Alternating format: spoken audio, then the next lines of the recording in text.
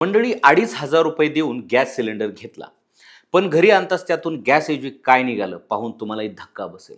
मेरठमध्ये एक धक्कादायक प्रकार समोर आलाय. फहीम नावाच्या व्यक्तीने काळ्या बाजारातून तब्बल 2,500 देऊन LPG सिलेंडर खरेदी केला. घरात स्वयंपाकाचा गॅस संपल्यामुळं आणि मुलं जेवणाची वाट पाहत असल्यामुळे त्याने घाईघाईत हा सिलेंडर विकत घेतला होता. मात्र सिलेंडर स्टोवला जोडल्यावर गॅसच आला नाही. संशय आल्याने त्याने सिलेंडर तपासलं आणि त्याला धक्काच बसला. सिलेंडरमधून LPG ऐवजी थेट पाणी बाहेर येऊ लागलं. फहीमच्या म्हणण्यानुसार सिलेंडरमध्ये फक्त अर्धा किलो गॅस होता, तर बाकी सगळं पाणी भरलं होतं.